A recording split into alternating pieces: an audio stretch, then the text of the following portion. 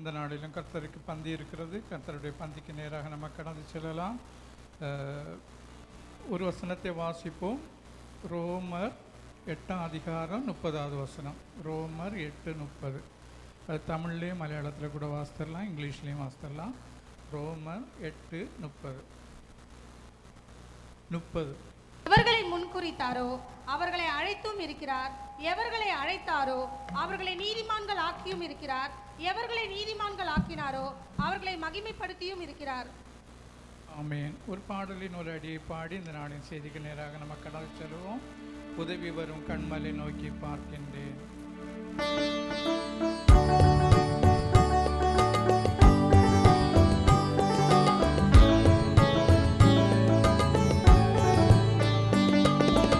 உதவி வரும் கண்மலை நோக்கி பார்க்கின்றேன், வானம் வையம் படைத்தவரை நான் பார்க்கின்றேன். உதவி வரும் கண்மலை நோக்கி பார்க்கின்றேன், வானம் வையம் படைத்தவரை நான் பார்க்கின்றேன். கர்த்தர் எல்லா தீங்குக்கும் விலக்கி என்னை காத்திடுவார், கர்த்தர் எல்லா தீங்குக்கும் விலக்கி என்னை காத்திடுவார். அவரது ஆத்துமாவை அனுதினம் காத்திடுவார், அவரது ஆத்துமாவை அனுதினம் காத்திடுவார். உதவி வரும் கண்மலை நோக்கி பார்க்கின்றேன், வானம் வையம் படைத்தவரை நான் பார்க்கின்றேன்.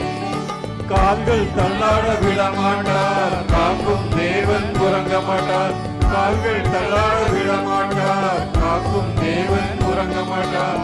இஸ்ரவேலை காக்கிறவர் என்னால் தூங்க மாட்டார், இஸ்ரவேலை காக்கிறவர் என்னால் தூங்க மாட்டார். உதவி வரும் கண்மலை நோக்கி பார்க்கின்றேன், வானம் வையம் படைத்தவரை நான் பார்க்கின்றேன். கர்த்தராகிய இயேசு கிறிஸ்துவின் நாமத்திலே பிதாவே. அந்த வாஸ்தவ வசனத்தை ஒருக்க கூட தமிழ்லையும் மலையாளத்திலையும் இங்கிலீஷ்லையும் கூட வாசித்தரலாம். எவர்களை முன்குறித்தாரோ எவர்களை முன்குறித்தாரோ அவர்களை அழைத்தும் இருக்கிறார், அவர்களை அழைத்தும் இருக்கிறார், எவர்களை அழைத்தாரோ எவர்களை அழைத்தாரோ அவர்களை நீதிமான்கள் ஆக்கியும் இருக்கிறார், அவர்களை நீதிமான்கள் ஆக்கியும் இருக்கிறார், எவர்களை நீதிமான்கள் ஆக்கினாரோ எவர்களை நீதிமான்கள் ஆக்கினார்களோ அவர்களை மகிமைப்படுத்தியும் இருக்கிறார். அவர்களை மகிமைப்படுத்தியும் இருக்கிறார். മലയാളത്തിലും ഇംഗ്ലീഷിലും കൂടെ വാസിത്തരலாம். കേട്ടി. മുൻ നിയമിച്ചവരെ വിളിച്ചും വിളിച്ചവരെ നീതീകരിച്ചും നീതീകരിച്ചവരെ തേജസ്വീകരിച്ചും ഇരിക്കുന്നു. And those he predestined he has also called, those he called he also justified, those he justified he has also glorified. ஆமென். நம்ம கடந்த நாட்கள் இந்த மாதம் தொடங்கும் போது எந்த வசனத்தின் வாஸ்தவம் ஞாபகம் இருக்கிறதா? அவருடைய தீர்மானத்தின்படி அழைக்கப்பட்டவர்களாய் அவரிடத்தில் அன்பு கூறுகிறவர்களுக்கு சகலமும் நன்மைக்கு ஏதுவாகவே நடக்கிறது என்று அறிந்திருக்கிறோம் என்று ஆரம்பித்து, அந்த சகலத்தையும் எப்படி தேவன் நன்மையாக மாற்றுகிறார் என்று பார்க்கும்போது 3 விதங்களில் ஆண்டவர் அதை நன்மையாக மாற்றுகிறார் என்று பார்த்தோம். முக்கியமாக ஞாபகம் இருக்க உங்களுக்கு,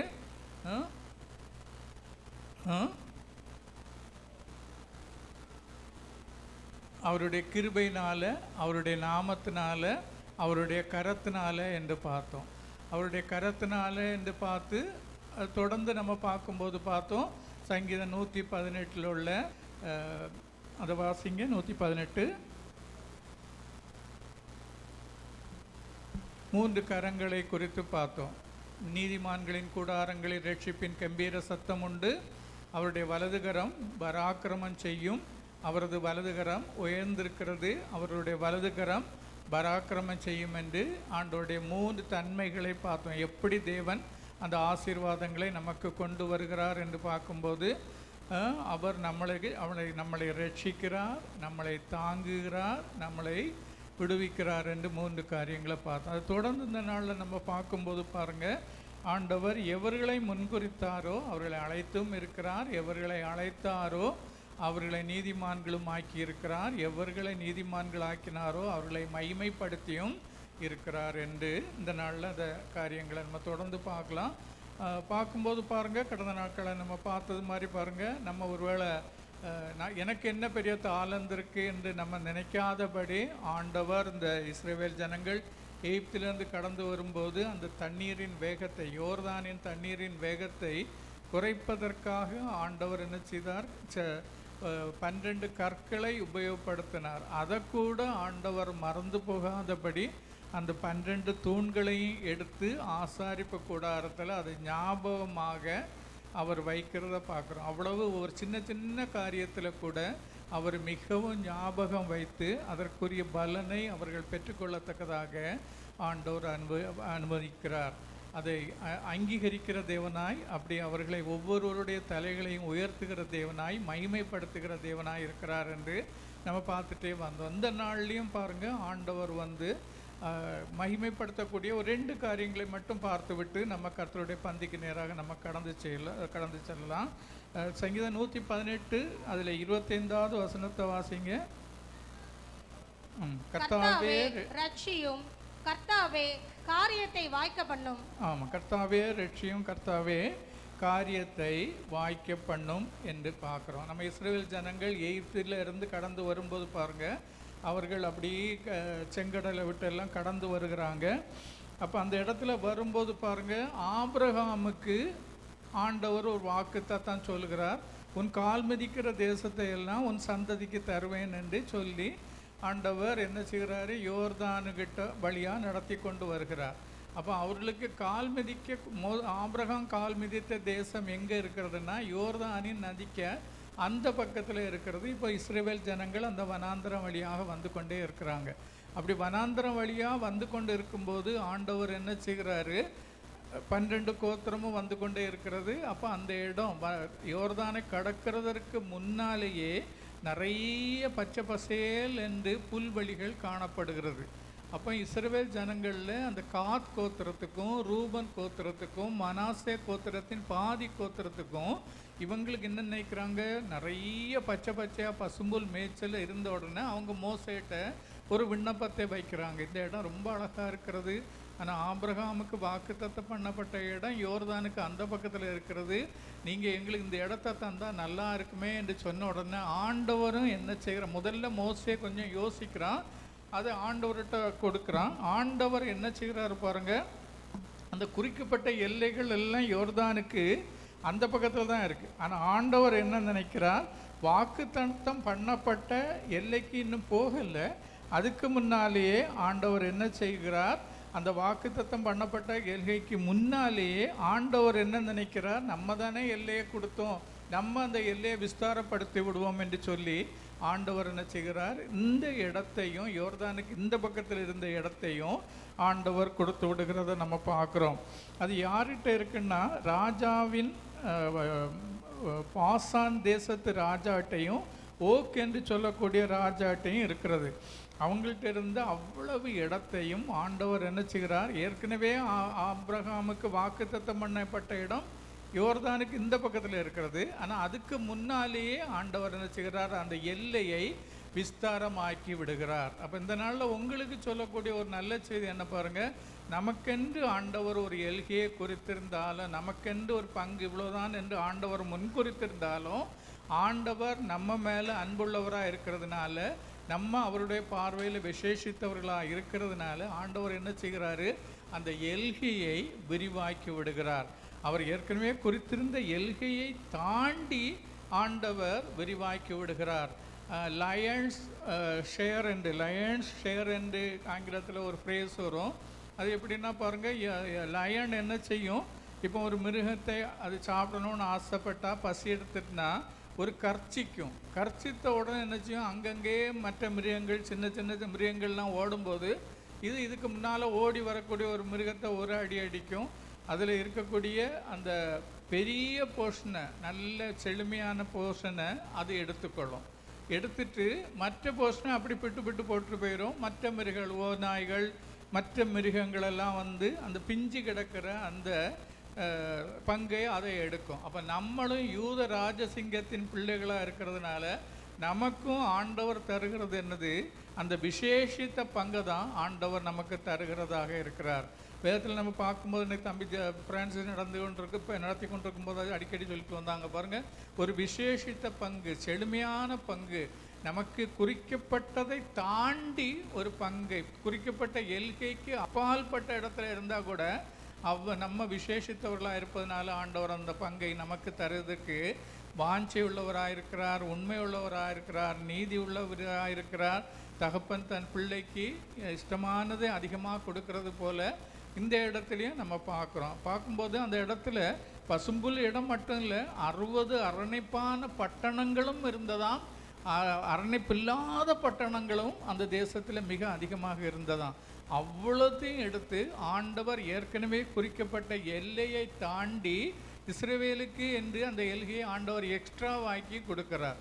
அப்போ இந்த நாளில் கர்த்தருடைய பிள்ளைகள் நமக்கு புரிந்து கொள்ள வேண்டிய ஒரு காரியம் பாருங்கள், நமக்கென்று நியமிக்கிறதுக்கும் அதிகமாக பியாண்ட் தட் பவுண்ட்ரி ஆண்டவர் நமக்கு தருவதற்கு உண்மை உள்ள தேவனாக இருக்கிறார். காரணம் என்னது? நாம் விசேஷித்த ஜனங்கள். அதனால தான் ஆண்டவருடைய பார்வையில் நம்ம இந்த பாடலை பாடுவோம்.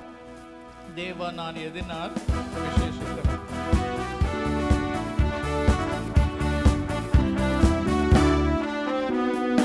தேவா நான் எதினால் விசேஷித்தவன், ராஜா நான் அதை தினம் யோசிப்பவன். தேவா நான் எதினால் விசேஷித்தவன், ராஜா நான் அதை தினம் யோசிப்பவன். எதினால் இது எதினால் இதனோடு வருவதினால்,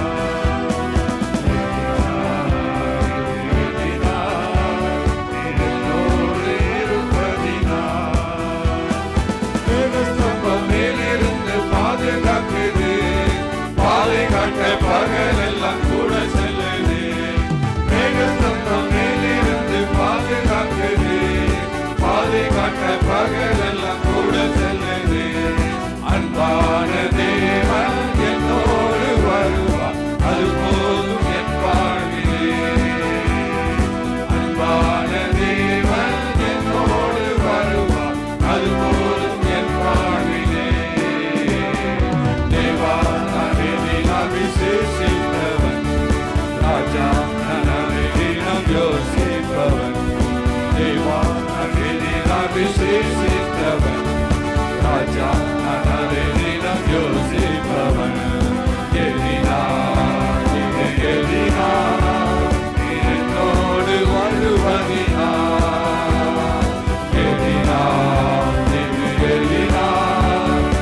என்னோடு இருப்பதினா. தேவஜனம் வானம் பார்க்குது, அவர் கொண்ட கண்மலையும் கூட செல்லுது. தாகம் கொண்ட தேவஜனம் வானம் பார்க்குது, அவர் கொண்ட கண்மலையும் கூட செல்லுது.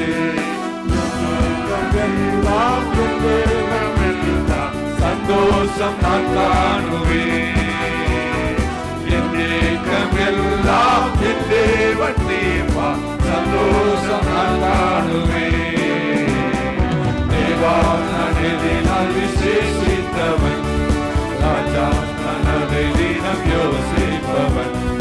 தேவா நான் எதினால் விசேஷித்தவன், ராஜா நான் அதை தினம் யோசிப்பவன். என்னோடு வருவதினா,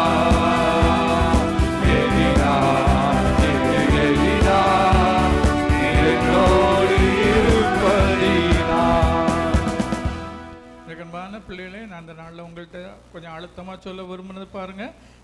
அன்றியும் அவருடைய தீர்மானத்தின்படி அழைக்கப்பட்டவர்களாய் தேவனிடத்தில் அன்பு கூறுகிறவர்களுக்கு சகலமும் நன்மைக்கு எதுவாகவே நடக்கிறது. எவர்களை முன்குறித்தாரோ அவர்களை அழைத்தும் இருக்கிறார், எவர்களை அழைத்தாரோ அவர்களை நீதிமான்களும் ஆக்கியிருக்கிறார், எவர்களை நீதிமான்கள் ஆக்கினாரோ அவர்களை மகிமைப்படுத்தியும் இருக்கிறார். அப்போ பாருங்கள், ஆண்டவர் இந்த இடத்துல அவங்களுடைய பியாண்ட் தேர் பவுண்ட்ரி, ஏற்கனவே இவ்வளவுதான் ஒரு எல்கையை குறித்திருந்தார்.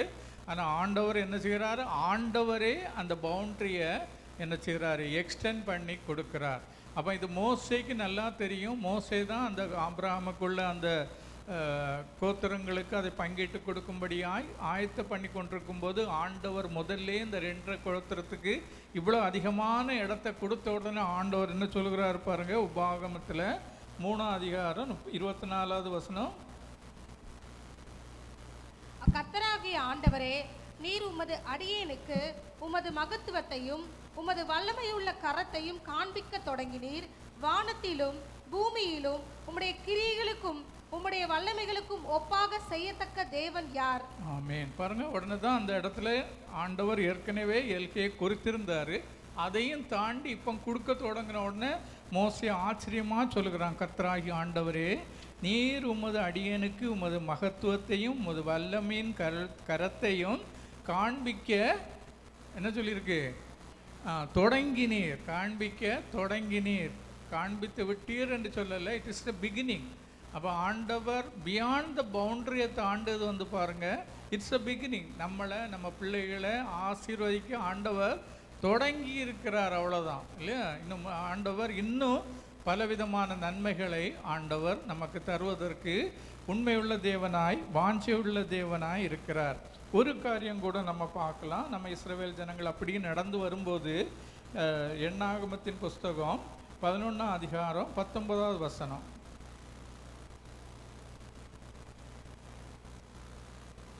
நீங்கள் 1 நாள் 2 நாள் 5 நாள் 10 நாள் 20 நாள் மாத்திரமல்ல, 1 மாதம் வரைக்கும் புசிப்பீர்கள். அது உங்கள் மூக்காலே புறப்பட்டு 21 வாசிங்க. அதற்கு மோசே, என்னோடு இருக்கிற காலாட்கள் 6 லட்சம் பேர் 1 மாதம் முழுவதும் புசிக்கும்படி அவர்களுக்கு இறைச்சி கொடுப்பேன் என்று சொன்னீரே. ஆடு மாடுகளை அவர்களுக்காக அடித்தாலும் அவர்களுக்கு போதுமா? சமுத்திரத்து மச்சங்களை எல்லாம் அவர்களுக்காக சேர்த்தாலும் அவர்களுக்கு போதுமா என்றான். அதற்கு கர்த்தர் மோசேயை நோக்கி, கர்த்தருடைய கை குறுகியிருக்கிறதோ? இந்த சம்பவம் நமக்கு தெரிந்த ஒரு காரியம் தான். ஆனால் அதில் இருக்கக்கூடிய ஒரு காரியத்தை உங்கள் மத்தியில் சொல்கிறோம் பாருங்கள். இஸ்ரவேல் ஜனங்கள் இப்போ வந்துக்கிட்டே இருக்காங்க. வனாந்திரத்தில் எப்பவும் மன்னா பொழிகிறது, தண்ணீர் கிடைக்குது, எல்லாம் நடக்குது. அப்போ இஸ்ரவேல் ஜனங்களுக்கு என்ன வாஞ்சிக்கிறாங்க? ஒரு மாமிசம் புசித்தா நல்லா இருக்குமே என்று கேட்கும்போது தான் ஆண்டவர் சொல்லுகிறாரு, 1 நாள் இல்லை, 2 நாள் இல்லை, 5 நாள் இல்லை, 10 நாள் இல்லை, 20 நாள் இல்லை, 1 மாதம் வரைக்கும் நீங்கள் புசிப்பீர்கள் என்று சொல்லுகிறான். உடனே தான் மோசைக்கே சந்தேகம் வருது. செங்கடலாம் தாண்டி வந்தாச்சு, தினமும் மன்னா விழுகிறது, நிறைய அற்புதங்களை அனுதினமும் பார்த்து கொண்டிருக்காங்க. ஆனால் அவன் சொல்லுகிறத பாருங்கள், நம்ம அந்த இடத்துல வாசிக்கும்போது பாருங்கள், நம்ம 21 வாசித்தோம். மோசே, என்னோடு இருக்கிற கால ஆட்கள் 6 லட்சம் பேர். 6 லட்சம் சொல்லும்போது கிட்டத்தட்ட 30 லட்சம் ஜனங்கள் வந்துட்டு இருக்காங்களே ஆண்டவரே, இவங்கள் இவ்வளோ பேருக்கும் 1 மாதம் முழுவதும் புசிக்க இறைச்சி கொடுப்பேன் என்று சொன்னீர்களே. ஆடு மாடுகளை அடித்தாலும் அவர்களுக்கு போதுமா? சமுத்திரத்து மச்சங்களையெல்லாம் அவர்களுக்கு சேர்த்தாலும் அவர்களுக்கு போதுமா என்றார். நமக்கும் இப்படி தான் சந்தேகம் வரும். 30 லட்சம் ஜனங்கள் இருக்காங்க இல்லையா ஆண்டவர்? நீங்கள் ஆண்டவர் என்ன சொல்லிட்டீங்க? 1 நாளா, 2 நாளா, 5 நாளா, 10 நாளா, 20 நாள் மாத்திரம் இல்லை, 1 மாதத்துக்கு நீங்கள் இறைச்சியை புசிப்பை கொடுப்பேன்னு சொல்லிட்டீங்களே ஆண்டவரே. நாங்கள் ஆனால் இவ்வளவு பெருசாக இருக்கமேன்னு சொல்லும்போது தான் ஆண்டவர் சொல்கிறாரு, கர்த்தருடைய கை குறுகி இருக்கிறதோ என்று சொல்லிட்டு தான் அவர் அந்த கீழே அற்புதத்தை நம்ம செய்கிறத பார்க்குறோம். 31வது வசனத்தில் சொல்லப்பட்டிருக்கிறது பாருங்க. அப்பொழுது கர்த்தரிடத்திலிருந்து புறப்பட்ட ஒரு காற்று சமுத்திரத்திலிருந்து காடைகளை அடித்து கொண்டு வந்து பாளையத்திலும் பாளையத்தை சுற்றிலும் இந்த பக்கம் 1 நாள் பிரயாணப்பட்டு அந்த பக்கம் 1 நாள் பிரயாணப்பட்டும் தரையின் மேல் 2 முழ உயரம் விழுந்து கிடக்க செய்தது. பாருங்க, இந்த சம்பவம் ரொம்ப ஆச்சரியமான ஒரு காரியம் பாருங்க. 30 நாளும் ஆண்டவர் ஆகாரம் தருவேன்னு சொல்லிட்டாரு. ஆனால் மோசேக்கே அது ஆச்சரியமாக இருக்கிறது. அப்போ தான் ஆண்டவர் சொல்கிறாரு, கர்த்தருடைய கை குறுகி இருக்கிறதோ என்று சொல்லிட்டு, கர்த்தரிடத்திலிருந்து புறப்பட்ட ஒரு காற்று என்ன செய்கிறது? சமுத்திரத்திலிருந்து காடைகளை அடித்து கொண்டு வந்து பாளையத்தை சுற்றிலும் இந்த பக்கம் 1 நாள் பிரயாணம் மட்டும், அந்த பக்கம் 1 நாள் பிரயாணம் மட்டும் தரையின் மேல் 2 முழ உயரம் விழுந்து கிடக்க செய்தது. நான் இதை படித்து கொண்டு இருக்கும்போது ரொம்ப ஆச்சரியமாக இருந்தது. மலையாள டிரான்ஸ்லேஷன் அதை ஒன்று வாசிங்க. Numbers 11:31. എണ്ണാകമം. അനന്തരം യഹോവ അയച്ച ഒരു കാറ്റ് ഊതി കടലിൽ നിന്ന് കാടയെ കൊണ്ടുവന്നു പാളയത്തിൻ്റെ സമീപത്ത് ഒരു ദിവസത്തെ വഴി ഇങ്ങോട്ടും ഒരു ദിവസത്തെ വഴി അങ്ങോട്ടും ഇങ്ങനെ പാളയത്തിൻ്റെ ചുറ്റിലും നിലത്തോട്ട് ഏകദേശം 2 മുഴം അടുത്തു പറന്നു നിൽക്കുമാറാക്കി. பாருங்க, இது அற்புதமான ஒரு ரகசியம் அதுக்குள்ளே இருக்கு பாருங்க. நம்ம பாருங்க தமிழில் போட்டிருக்கிறது, இங்கிலீஷில் இருக்கிறது வாசிப்பியா?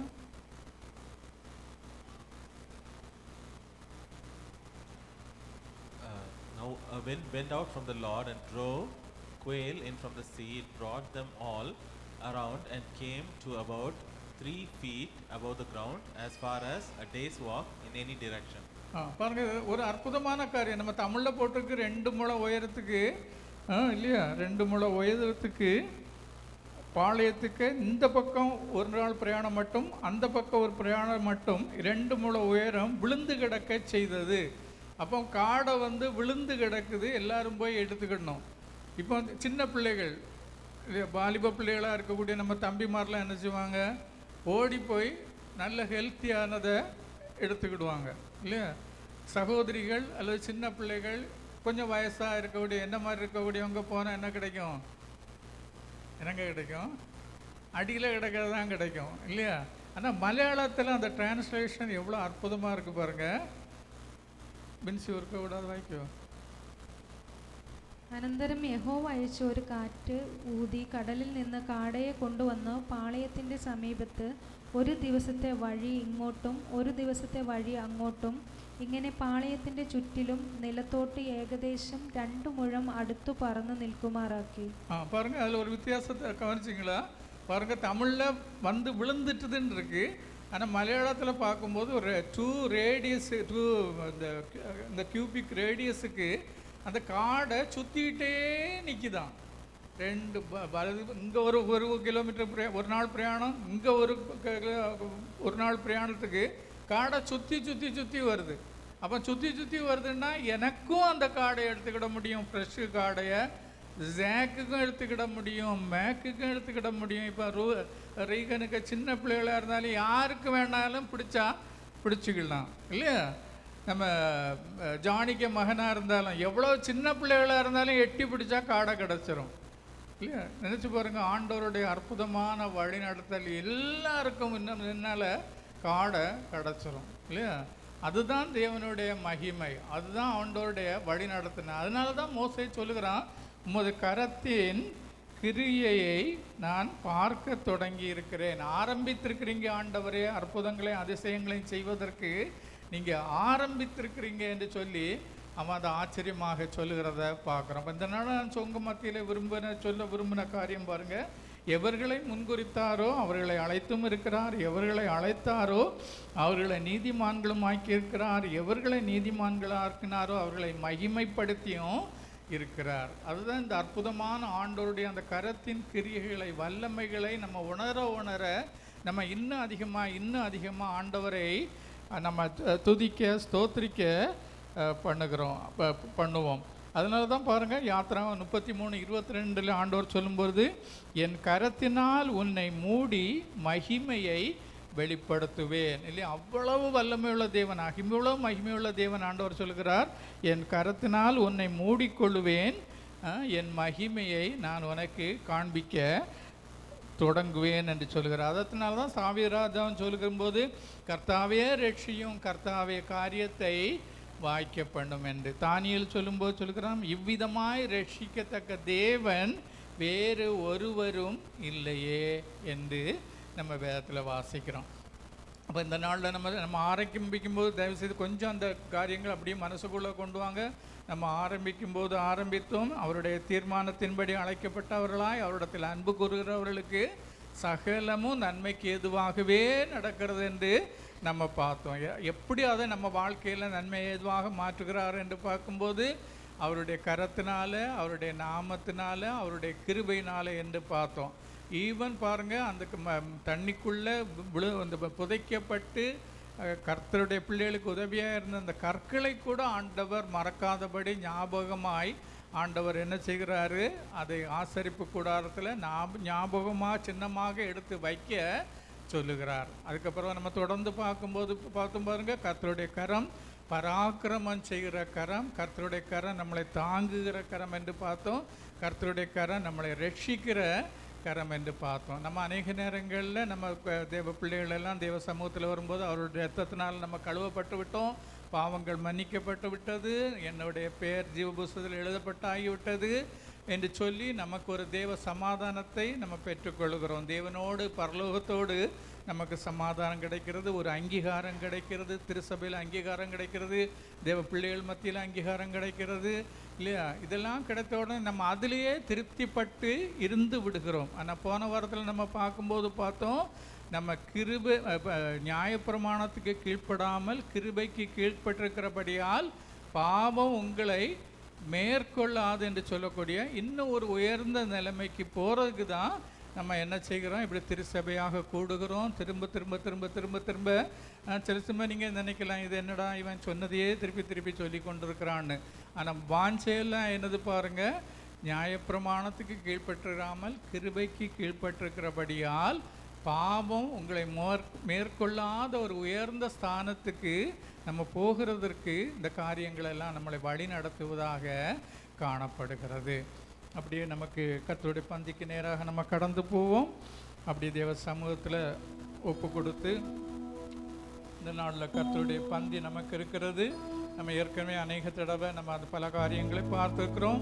Holi communion is a visible sign of invisible grace. ஆண்டோடைய அந்த இன்விசிபிள் கிரேஸுக்கு அடையாளமாக தான் கர்த்தருடைய பந்தியை தேவன் ஒரு சாக்கிரமந்தாக திருச்சபைக்கு கட்டளையாக கொடுத்திருக்கிறார். நம்ம திருச்சபையில் கட்டளை கொடுத்திருக்கும் போது கர்த்தருடைய பந்தி வந்து முக்கியமாக பாருங்கள், அது நமக்கு அந்த இயேசுவின் இரத்தம், சிந்தப்பட்ட இயேசுவின் இரத்தம், நமக்காக அடிக்கப்பட்ட இயேசுவின் இரத்தம், அந்த பரிசுத்த இரத்தத்தை நம்ம தியானிக்கும் போது பாருங்கள், அது நமக்கு ரட்சிப்பை கொண்டு வருகிறது, பாவ மன்னிப்பை கொண்டு வருகிறது, ஒரு சுகத்தை கொண்டு வருகிறது. அது மாத்திரம் இல்லை, ஒரு விடுதலையை கொண்டு வருகிறது. அந்த கர்த்தருடைய வார்த்தையில் நம்ம வாசிக்கிறோம், இது பாவ மன்னிப்பு உண்டாகும்படி அநேகருக்காக சிந்தப்படுகிற புதன் படிக்கைக்குரிய என்னுடைய இரத்தமாக இருக்கிறது. இது மாத்திரம் இல்லை, இது ஆண்டவர் திருச்சபைக்கு இது இப்படி எல்லாம் தந்திருக்கிறாருன்னா பாருங்கள், அவருடைய இரத்தம் ரட்சிப்பை தருகிறது, பாவ மன்னிப்பை தருகிறது, சுகத்தை தருகிறது. அது மாத்திரம் இல்லை, ஒரு விடுதலையையும் நமக்கு கட்டளையிடுகிறது. காரணம் என்ன? It prepare the church to meet the second coming of Jesus. ஆண்டோடைய வருகைக்கு நம்மளை கொஞ்சம் கொஞ்சமாக அது ஆயத்தப்படுத்தி கொண்டே இருக்கிறது. ஒவ்வொரு கர்த்தருடைய பந்தியும் நம்மளை ஆயத்தப்படுத்துவதாக காணப்படுகிறது. முன்பு ஒரு தடவை ஒரு சாட்சி நான் டெலிவிஷனில் கேட்டேன், அதை நான் முன்னால் உங்கள் மத்தியில் பகிர்ந்திருக்கிறேன் என்று நம்புகிறேன். ஒரு சகோதரி, ஒரு ஆண்டவரை அறியாத சந்திரகலா என்று சொல்லக்கூடிய ஒரு சகோதரி, அவங்க இப்படி ஒரு டீச்சர், அவங்க இப்படி ஒரு தடவை அவங்களுக்கு ஆஸ்மா, எப்போதுமே பேக்கில் அந்த ஆஸ்மாக்குள்ளே அந்த மாத்திரையும் அந்த இன்ஹேலர் எல்லாம் வச்சுருப்பாங்க. ஒரு தடவை அவங்க அதை மறந்ததுனால அவங்க அதை கொண்டு வரல. அப்போ அந்த பஸ் ஸ்டாப்பு, அப்படி ஸ்கூல்லேருந்து பஸ் ஸ்டாப்பு வர கஷ்டப்பட்டு நடந்து வந்துட்டாங்க. அதுக்கு பிறகு அவங்களுக்கு நடக்க சிரமப்பட்டிருக்காங்க, ஏன்னா அந்த வீசிங் வந்து கொண்டு இருந்ததுனால. அப்போ அவங்க அப்படியே அந்த பஸ் ஸ்டாப்பில் அவங்களுக்கு நிற்க முடியலை பஸ் வாரது வரைக்கும். அப்போ அந்த பஸ் ஸ்டாப்புக்கு பக்கத்தில் ஒரு பெரிய சர்ச்சு, அந்த சர்ச்சு படிக்கட்டு 50 படிக்கட்டுக்கு மேலே உயர்ந்த இடத்துல தேவாலயம். அப்போ அன்னைக்கு இவங்க நிற்கவும் முடியலை. அந்த இடத்துல பஸ் ஸ்டாப்புக்கு பக்கத்தில் அந்த தேவாலயம் இருந்ததுனால அந்த தேவாலயத்தில் உள்ள அந்த முதல் படியில் போய், கீழ் படியில் போய் அப்படி அதில் கொஞ்சம் நேரம் உட்கார்ந்துருந்துருக்காங்க, கொஞ்சம் ரிலாக்ஸாக இருக்கட்டும்னு. அப்போ அந்த தேவாலயத்துக்குள்ளே கர்த்தருடைய அந்த ஹோலி கம்யூனியன் நடந்து கொண்டே இருக்கிறது. அப்போ நடந்து கொண்டிருக்கும்போது நடத்துகிற அந்த ப்ரீஸ்ட் வந்து அது ஒன்றொன்னா கர்த்தருடைய பந்தியை பற்றி, இயேசுவின் இரத்தத்தை பற்றி அவர் விவரித்து சொல்லிக்கொண்டே வருகிறார். இந்த இரத்தம் இன்றும் ஜீவன் உள்ளதாக இருக்கிறது, இப்போதும் அது பரிந்து பேசுகிற இரத்தமாக இருக்கிறது, இப்போதும் உங்களுக்கு சுகம் தருகிற இரத்தமாக இருக்கிறது, இப்போதும் அது விடுதலையை தருகிற இரத்தமாக இருக்கிறது, அது பாவ மன்னிப்பு தருகிற இரத்தமாக இருக்கிறது, அது உங்களோடு இடைப்படுகிற இரத்தம், உங்களுக்கு சுகம் தருகிற இரத்தமாக இருக்கிறது. உங்கள் பலகீனம் அது என்னவாக இருந்தாலும் அதை விட இந்த இரத்தம் உங்கள் சரீரத்துக்குள்ளே கடந்து சொல்லும்போது அந்த பலகீனங்களை விட இந்த இரத்தம் வல்லமை உள்ளதாகவும் பரிசுத்தம் உள்ளதாகவும் உங்களுக்காக சிந்தப்பட்டதுமாக இருக்கிறதுனால அது உங்களுக்கு விடுதலை தருகிறது என்று அந்த ஹோலி கம்யூனியன் நடந்து கொண்டே இருந்திருக்கிறது. அப்போ இதை அவங்க பார்த்து கொண்டே இருக்காங்க அந்த டீச்சர். அப்படி பார்த்து கொண்டே இருக்கும்போது பாருங்க, அந்த வயதானவங்களுக்காகவும் முதியவர்களுக்காகவும் அந்த ஹோலி கம்யூனியன் சர்ச்சு முடிஞ்ச பிறகு அவங்க அந்த ப்ரீஸ்ட்டும் அவங்க அசிஸ்டண்ட்டுமா சேர்ந்து அப்படி யாராவது இருந்தீங்கன்னா சொல்லி அப்படி கொடுத்து கொண்டே வரும்போது இவங்களுக்கும் மனசில் ஒரு இயல்பு வந்திருக்கிறது. இந்த இரத்தம் என்னை சுகப்படுத்துகிறதாமே, ஆண்டோருடைய இரத்தம் எனக்காக பரிந்து பேசுகிறதாமே, ஆண்டோருடைய இரத்தம் எனக்காக சிந்தப்பட்டதாமே, ஆண்டோருடைய இரத்தம் என்னுடைய பாவங்களை எல்லாம் மன்னிக்கிறதாமே, ஆண்டவரே அப்படியான அந்த இரத்தம் எனக்கும் வேணும், எனக்கும் சுகம் வேணும் என்று அப்படி முதியவர்களும் சுகவீனர்களும் அப்படி கை நீட்டி வாங்கும்போது, ஆலயத்துக்கு வெளியில் நின்று வாங்கும்போது இந்த சிஸ்டர்ஸ் என்ன நிறுத்திருக்காங்க, கையை நீட்டியிருக்காங்க.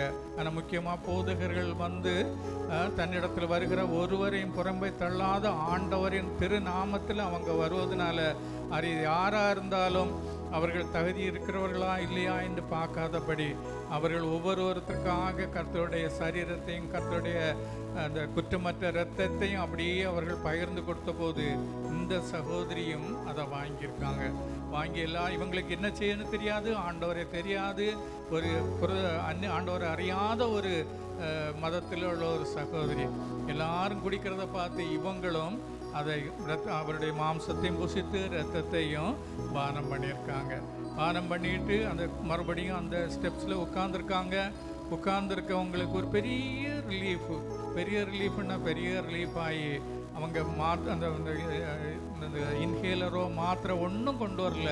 ஆனால் நல்ல ஒரு விடுதலை, கிராஜுவலாக பரிபூர்ணமான சுகத்தை அந்த சகோதரி பெற்றுக்கொண்டதாக ஒரு பெரிய கன்வென்ஷனில் அவங்க அந்த சாட்சியை சொல்லுவதை நான் கேட்டேன். பாருங்க, இந்த நாளிலும் இந்த இரத்தம் நமக்காக சிந்தப்பட்ட இரத்தம், அவரிடத்தில் வருகிற ஒருவரையும் அவர் புறம்பை தள்ளாத ஆண்டவர். அது யாராக இருந்தாலும் சரி, ஆண்டவர் ஒருவரையும் புறம்பே தள்ளுகிறதில்லை. நமக்காக பிக்கப்பட்ட சரீரம், நமக்காக சிந்தப்பட்ட இரத்தம் இப்போதும் ஜீவனுள்ளதும் என்றென்றும் ஜீவனுள்ளதுமாய் நித்திய ரட்சிப்பை தருகிற, நித்திய விடுதலையை தருகிற இரத்தமாக இருக்கிறது. அப்போ இந்த நாளில் ஒருவேளை நீங்கள் ஏதாவது கஷ்டங்களோடு, பலகீனங்களோடு, கண்ணீரோடு, தோல்விகளோடு, விரக்தியோடு வந்திருப்பீர்களானால் இதை அருந்தும்போது, ஆண்டவரே எனக்கு ஒரு சுகத்தை கட்டளையிடுங்க, எனக்கு ஒரு பரிபூர்ணமான ஆசீர்வாதத்தை கட்டளையிடுங்க, என் மனைவிக்கு ஒரு சுகத்தை கட்டளையிடுங்க, என் பிள்ளைகளுக்கு ஒரு சுகத்தை கட்டளையிடுங்க, என் பிள்ளைகள் வாழ்க்கையில ஒரு உயர்வை கட்டளையிடுங்க, என் பிள்ளைகளுக்கு நல்ல ஒரு ஆசீர்வாதமான எதிர்காலத்தை கட்டளையிடுங்க என்று நம்பி விசுவாசித்து இதில் கலந்து கொள்ள உங்களை அன்போடு திருச்சபை அழைக்கிறது. அப்படியே தேவ சமூகத்தில் ஒப்பு கொடுத்து நம்ம எப்போதுமே வாசிக்கிற அந்த கர்த்தருடைய வார்த்தையை நான் வாசிக்கிறேன். கர்த்தருடைய பிள்ளைகளை இதை ஆயத்தப்படுத்தும்படி தாழ்மையாக கேட்டுக்கொள்கிறேன். நான் உங்களுக்கு ஒப்புவித்ததை கர்த்தரிடத்தில் பெற்றுக்கொண்டேன். என்னவெனில், கர்த்தராகிய இயேசு தாம் காட்டு கொடுக்கப்பட்ட அன்று ராத்திரியிலே அப்பத்தை எடுத்து ஸ்தோத்திரம் பண்ணி அதை பிட்டு, நீங்கள் வாங்கி புசியுங்கள், இது உங்களுக்காக பிக்கப்படுகிற என்னுடைய சரீரமாய் இருக்கிறது, என்னை நினைவு கூறும்படி இதை செய்யுங்கள் என்றார். போஜனபானம் பண்ணின பின்பு அவர் அந்தபடியே பாத்திரத்தையும் எடுத்து, இந்த பாத்திரம் என் இரத்தத்தினாலாகிய புதிய உடன்படிக்கையாக இருக்கிறது, நீங்கள் இதை பானம் பண்ணும் போதெல்லாம் என்னை நினைவு கூறும்படி இதை செய்யுங்கள் என்றார்.